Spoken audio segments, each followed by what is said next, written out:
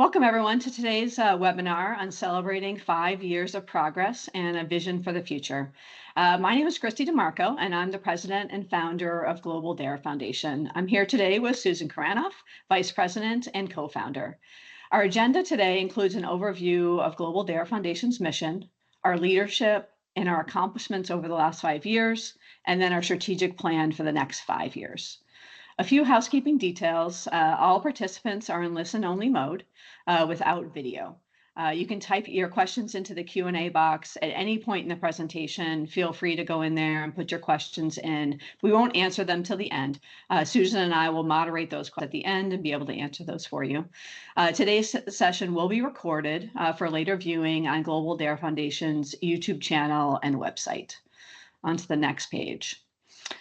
Global DARE Foundation's mission. We established Global DARE Foundation actually 5 years to the day, October 2019. DARE stands for Defeat Adult Refsum Everywhere. Our mission is to provide worldwide awareness and better quality of life for all who are diagnosed with adult Refsum disease. Our goal is to support research, education initiatives, awareness campaigns, and advocacy. Together with our medical and scientific advisory board, driving research is at the center of what we do because we dare to believe in a cure for adult Refsum disease. As you'll hear from Susan, Global DARE Foundation has accomplished a lot in the last 5 years. We brought together a global community currently encompassing 22 different countries. It's pretty amazing. On to the next page. I want to talk a little bit about our leadership. We've got our Global DARE Foundation board. We started actually back in 2019 with only a 5-person board. We had 3 people with Refsum disease and 2 family members just to get us off the ground and started. This was a small and mighty board, and we accomplished a lot in the first 2 years. But then we knew we needed to expand the board, and we continued over the next 3 years to evolve the board to ensure we had a diverse set of skills and perspectives to do to everything we do. We wanted to set up Global DARE for long-term success. Our board has grown to 9 individuals from 4 different countries, including 4 people who have Refsum disease. I'm proud of the strong and diverse team we have established and know we will accomplish a lot, even more into the future. And onto the next page, I want to talk about our medical and scientific advisory board. Right from the start, we knew we needed a team of experts from both the medical side as well as the research side to support our mission. We recruited experts from all around the world because we knew we just didn't want from the US. We wanted to have from Europe, from the UK, people who had been involved in Refsum in the past. That medical and scientific advisory board, we've been able to collaborate significantly to improve treatment and care, be able to get focused advice on areas of focus for Refsum research. One of the really exciting things I've been pushing for over the last 5 years is published treatment guidelines, making sure that we have guidelines that help both clinicians and patients get better care. As you heard earlier in the clinical guidelines webinar earlier this week, that those should be published early next year. In addition to the treatment guidelines, the Medical and Scientific Advisory Board has been key in accomplishments around establishing a new center of excellence in Boston, funding food testing, a piloted study in mice. Susan's going to give you a lot more detail on those accomplishments later, but they've been just so critical in the success of that. Now we're gonna flip to the next page, and I'm going to hand it over to Susan, and Susan's going to talk about our successes over the last 5 years. On to you, Susan. Thanks very much, Kristie. As Kristie said, I'd like to thank you for joining us as we reflect on the first 5 years of the Global DARE Foundation and the impact that we've had on the lives of those who are affected by Refsum. When I look back, I have to say it's been an incredible journey full of important milestones that have helped advance our mission to improve the quality of life for people with Refsum. Over the next few minutes, I'm going to walk you through some of our key successes year by year and explain why each of these has been so critical to the work that we're doing. So as Kristie said, in 2019, the Global DARE Foundation was founded. This was really a groundbreaking moment for the Refsum disease community. The creation of the foundation provided a centralized, dedicated organization to advocate for patients, drive research, and raise awareness. Most importantly, it also gave a voice to those of us with Refsum disease focusing attention on the unique needs and challenges. Then in 2022, the Medical and Scientific Advisory Board was launched, in 2020. This brought together leading experts in the fields relevant to Refsum disease, such as neurology, ophthalmology, nutrition, and genetics. For patients, this was a huge step forward. It ensured that the Foundation's initiatives were guided by cutting-edge science and expert opinion. The board provides us regularly essential oversight for research priorities, our clinical guidelines, and advocacy strategies, ensuring that every project that is undertaken by Global DARE is truly aligned with the goal of improving patient outcomes and advancing the scientific understanding of the disease. Also in the same year, in 2020, the Country Ambassador Program was established, and this was vital in creating a global network of advocates. As we know, Refsum disease is extremely rare, and many people live in regions with little to no awareness or medical knowledge of the condition. So by appointing local ambassadors, Global DARE has extended its reach into new territories, ensuring that patients in different countries have somebody advocating on their behalf and connecting them to critical resources. This network has helped disseminate information, advocate for patients, and build a truly global network. Also in 2020, the launch of the patient registry was done, which was a significant step forward for Refsum disease research.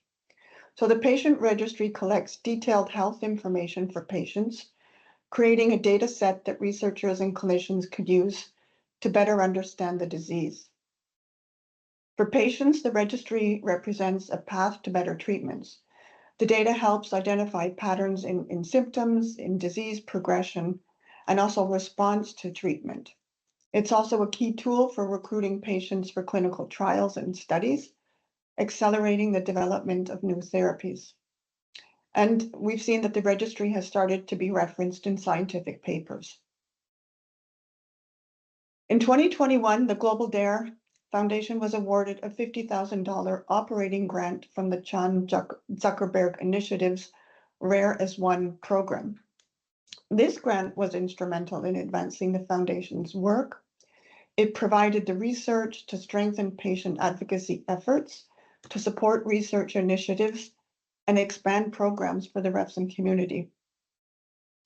Being part of the Rare as One program connected Global DARE to a broader rare disease community, increasing visibility and collaboration. In 2021, we funded the first food testing program grant. As we know, the key aspects of managing Refsum disease is dietary control, particularly the need to avoid foods high in phytanic acid. For patients, this is critical. Having reliable information about what we can eat safely is essential to managing our condition and avoiding disease complications. This program has empowered patients with better tools to take care of their health and well-being. In 2022, the Boston Refsum Center of Excellence at the Massachusetts General Hospital and Mass Eye and Ear was founded, which was a significant achievement. This created a dedicated hub for specialized care, research, and clinical trials focused on Refsum disease. For patients, this means access to some of the world's top medical experts, all in one place. It is a model of excellence that could potentially be replicated in other regions, giving more patients access to the specialized care they need. In 2022, we launched the first Refsum Awareness Week. This was the first global event dedicated entirely to raising awareness of Refsum disease. As we know, awareness is critical for rare diseases like Refsum because it can lead to earlier diagnoses, better treatment options, and increased research funding. For patients, this event was a powerful opportunity to share their stories and experiences, reducing the stigma around rare diseases and helping to educate both the public and healthcare providers. Through 2022 and 2024, we expanded the food testing guidelines, which was another crucial development for patients. By providing more comprehensive information about phytanic acid levels in different foods and introducing the traffic light system, these guidelines help patients manage their diets more effectively. Since the diet plays such a vital role in managing Refsum disease, these guidelines offer an immediate practical benefit to patients. In 2023, we had our first Refsum Social in London. This was an event that fostered community and connection.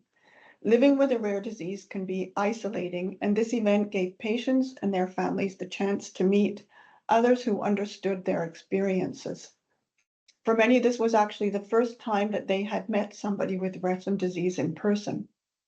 Events like this can strengthen the community, they provide emotional support and foster solidarity. In 2023, we also had an in-person conference in collaboration with the United Leukodystrophy Foundation. This event was a major milestone because it brought together researchers, clinicians, and patients for the first time in a formal setting. For patients, it meant direct access to the latest information and a chance to engage with people who are actively working on research and improving care. Connections like this are vital for driving forward scientific advancement and advocacy efforts. In 2023, the pilot mouse study at Kennedy Krieger Institute was funded. This was a critical step in advancing research into Refsum disease. Animal models are essential for understanding the mechanisms of the disease and testing new treatments before they can be used in humans. We are actually extremely fortunate to have a mouse model that mimics Refsum disease, and it's not a given that all rare diseases have a mouse model. For patients, this study represents hope that new therapies and a better understanding of the disease are truly on the horizon. Moving on to 2024, we took a major step in raising the profile of Refsum disease by running the first ever booth at the ARVO conference. This is one of the largest global meetings for eye and vision research. Since vision issues are a common symptom of Refsum disease, participating in this conference helped raise awareness within the ophthalmology community. For patients, this exposure increases the likelihood that more ophthalmologists will recognize the disease earlier, leading to faster diagnosis and better care. Finally, in 2024, we were awarded an $800,000 grant from the Chan Zuckerberg's Initiative's Rare as One program. This is a truly monumental achievement for the foundation and a major step forward for our work. The funding will allow us to significantly expand our programs, accelerate research, and provide even more resources to the Refsum community. For patients, it represents a tangible investment in our future and a strong vote of confidence in the work that we're doing. Apart from partnerships with CZI, we have valuable partnerships with other rare disease organizations, such as the United Leukodystrophy Foundation, NORD, Global Genes, and most recently, Refsum Germany, which was founded by our German country ambassador, Kerstin Reichert. Partnerships with organizations like these are crucial to us because they allow to amplify our impact, share knowledge, as well as resources, and work closely towards better support and outcomes for the rare disease community. So each of these milestones that I've covered today has brought us closer to fulfilling our mission of improving the quality of life for people with Refsum disease. Together, they represent the Foundation's commitment to supporting patients, advancing research, and building a global network of advocates. I think you can agree with me that we can be extremely proud of what we've accomplished in such a short time span. This is just the beginning, and I'm very excited to see what the future holds for Global DARE and the Refsum community. And now I'll pass it off to Kristie, who will talk about our priorities for the next 5 years. Thanks, Susan. Wow, we certainly did accomplish a lot in the last 5 years. I know along the way, many times we felt like we weren't accomplishing things, and I often say, baby steps are better than no steps. Well, I think we made some big leaps, at times, and very proud of what we've been able to accomplish the last 5 years. And really want to thank Susan's efforts in those as well. She's been a strong partner, as well as our full board, but Susan in particular is delivering on those successes over the last 5 years. To end our 5 years, winning the CZI grant is just like icing on the cake. It's pretty exciting to be recognized as an organization that a large initiative wants to fund. So yes, people do want to invest in an ultra rare disease, and they're investing in us. I'm pretty excited about that. It's going to be a really game changer for our future. But it's really important as we think about spending the grant and future funds that we raise, what are the priorities that we want to focus in on the next 5 years? So we've structured those priorities into 3 different pillars that you see on the screen.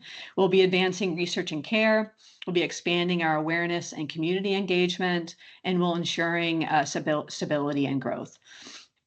Together, these strategic priorities will drive meaningful progress in diagnosis. We know how important it is to get early diagnosis as well, management of clinical care, making sure we get the right care from our clinicians, and then ultimately better therapies for Refsum disease. We'll continue to strengthen the foundation to set us up for executing on our mission for decades to come. Because we don't want to just prepare for the next 5 years. We want to have a really strong foundation that can really deliver on what it needs to improve quality of life for people with Refsum disease for better quality of life. So let me talk about the first pillar. We've got research and care. We've got 5 key priorities in this pillar. The first one is building and maintaining a global research network. We need to establish a formal governance structure that brings together researchers, clinicians, dietitians, and the Refsum community, fostering a collaborative environment to share knowledge, data, resources. A strong network will really accelerate discoveries in Refsum disease and bringing together all of this expertise and resources. And we can bridge the gap between researchers and clinicians. We can make sure that this network and what we do in research aligns to real world patient needs. Like, we don't want to just do research for research, right? We want to make sure that it's going to have good outcomes for people with Refsum disease. The next priority is developing and implementing a prioritized research agenda. We've got to set a priority. We've got to know, where do we want to advance by formulating a focused research agenda that highlights key gaps in the current understanding of Refsum disease, with an emphasis on building research enabling capabilities. We want to, build things like a photanic acid blood spot. Wouldn't it be nice to be able to just take a blood spot from home and send it in to get an analysis done on it? It will be a benefit to patients, but it will also be a benefit for research as we prepare for clinical trials and other things. And then we've got biobanks. We want to expand our registry, share data where it makes sense. Targeted research investments allow for a more strategic and efficient allocation of funds, ensuring that high priority areas are advanced. This agenda will guide pilot studies that we'll look to fund for the formation of larger scale research and clinical trials. Another priority is engaging regulatory bodies. To be able to get better therapies, regulatory bodies need to approve those, right? Because we want to make sure they're safe and sound. But the regulators don't know anything about Refsum, right? So we need to get in front of the regulators and have regular listening sessions and collaborative meetings with them to prepare the groundwork for future clinical trials. When we have early and often engagement with the regulatory bodies, it ensures that we'll be able to advance and meet the clinical trial requirements and streamline that approval process, right? And we've heard a lot of, in my time, at least in this space, I've heard a lot of challenges around getting therapies approved. Well, we want to be right in front of it with the regulators. Ultimately, it'll help us to get things launched faster and moved forward for patients. The next thing is to fund regular pilot studies. Similar to the pilot study that we have been funding at the Kennedy Krieger Institute for our mouse model, that's just the start, right? That just makes sure that we have a viable mouse model study that can actually be used for future clinical trials. We're committed to doing more of that, right? The more we can do to get these pilot studies done, we're not going to be able to fund the research that's millions of dollars, right? But we can fund the smaller research projects that allow for researchers to go after those larger scale $1 million grants. So we'll look to through our research agenda be able to identify what are the key pilot studies that will provide critical proofs of concept to help validate new therapy approaches. These will ensure that we're able to uncover better treatments and improve quality of life by being able to get these started. The next priority is publishing and maintaining a comprehensive clinical and dietary guidelines. So as you've seen in the past 5 years, we've significantly expanded the dietary guidelines, and we're advancing the work on clinical guidelines. We're not done. We're going to continue to collaborate with our experts, as new information is provided. If we do more food testing, we get more data from our registry or through other means that allows us to better improve clinical guidelines. We'll look to update those things and work with our researchers and our clinicians to get that done. We know diet is such an essential piece of managing Refsum disease, and getting good clinical care is so important in making sure that you have good outcomes, that we want to make sure that those things are readily available for patients and clinicians to be able to make sure they have the most up-to-date information for improving management and quality of life. All right, so that's the first pillar. The next pillar we're on to is awareness and community. So we have 5 priorities under this pillar. So we want to host global scientific and community meetings. Similar to years past, Susan talked about our in-person meeting at ULF. She talked about our Refsum meetup in London. We want to do more of those things, bringing the community together with researchers, with clinicians from around the world, talking about Refsum disease, what's important for people with Refsum disease to, what are the things that are meaningful to us? The researchers, the clinicians need to know that. And I think it's really important that you can do those both in person, and obviously we can't do all of them in person, but be able to do virtual ones as well. These gatherings will provide essential platforms for education, collaboration, advocacy. By engaging diverse stakeholders, Global DARE can foster a better understanding, shared understanding, and advance the development of better approaches to diagnosis and treatment. Another is expanding global outreach through conference presentations and booths. Susan talked about us hosting a booth at ARVO. Well, we met a lot of people at ARVO, and we're able to raise awareness in the ophthalmology community. We want to do more of that, right? We're not done at just going to ARVO. We want to go to international conferences around the world and host booths, give presentations, really raise the profile of Refsum disease in the global scientific and medical community. The more people that are talking about Refsum, the more people will get diagnosed earlier. And we know how critical it is to get people early diagnosis. We want to make sure that Refsum disease is on the radar of clinicians and researchers, really opening the door for recognition, for investment as well. The more people know about it, the more people they might want to invest in it as well. The more people we can get diagnosed and become a larger community, the more people are going to want to invest in us. The next priority is increased participation in our patient registry. We started out our patient registry really early in our journey, only a year in, because we knew that the power of data and understanding of the disease was so important. So we established this patient registry. However, we only have about 50% of our patient community in the registry. It's really important that we spend some more time with our community so that they understand the importance of being in the registry, maybe try to overcome any hurdles in getting into the registry. We know, some of it can be relative to accessibility, language barrier, and other things. So we'll spend some more time there, really focus in on how can we get more of our community into the registry so that we can get a large set of data that just helps to support research, clinical trials, expanding participation, raises the profile as well. The more patients that we can have in the registry, the larger the community that we portray to researchers and clinicians, the more investment there'll be as well.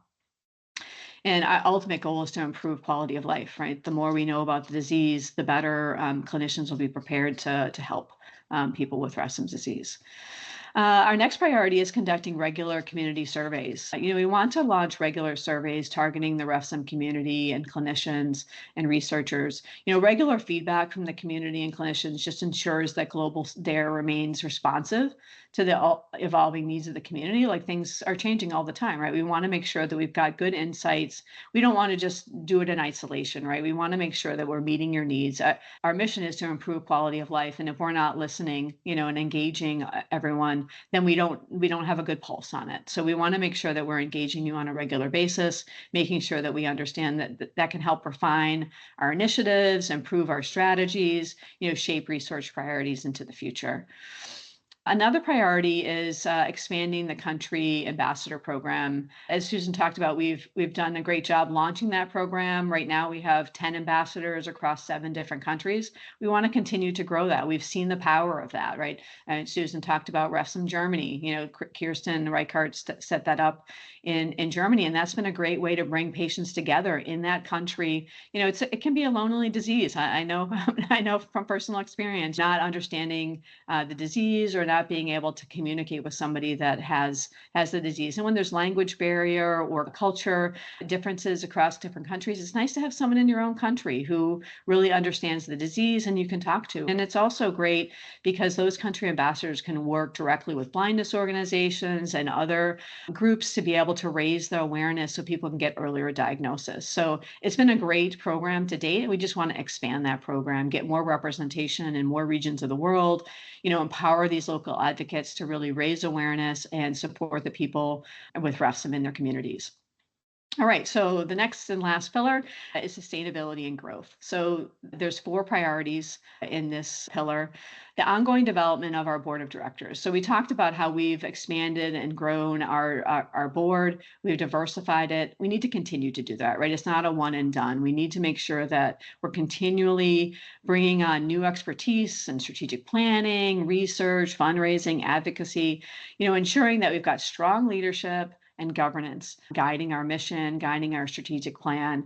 When you have a high performing board, it's essential in guiding the strategic direction, ensuring we've got resources to grow, bringing diverse perspectives together. Susan and I don't have all the answers, right? We need people that can help us, really set the stage for long-term growth for Global DARE and, to meet our mission of improving lives of people with Refsum disease. The next priority is strategic planning for long-term impact. So here's our strategic plan, right? Well, it's not stagnant, right? We need to continually to do annual reviews on that plan, updating goals and initiatives to ensure they reflect progress, any challenges, any evolving priorities. As new things come up, we might need to evolve our priorities, but we need to look at that on a yearly basis. Strategic planning allows us to remain proactive in responding to shifts in healthcare landscape, new scientific discoveries, changes in community needs. Regular updating of the strategic plan ensures that the organization remains aligned and effective in delivering its mission. The next priority is hiring a scientific director and staff for the research network. With the recent CZI grant, we'll actually be able to hire staff. We'll be able to hire and recruit a dedicated scientific director and support staff to lead the research network. Right now, we're pretty much all volunteers. By having dedicated paid staff, it will really help advance the work that we're doing in the strategic plan here. A dedicated scientific leadership team will provide expertise and direction needed to guide the research network. This team will be instrumental in securing research funding for the future as well and driving new treatments. The last priority in this pillar is leveraging technology and data for organizational stability.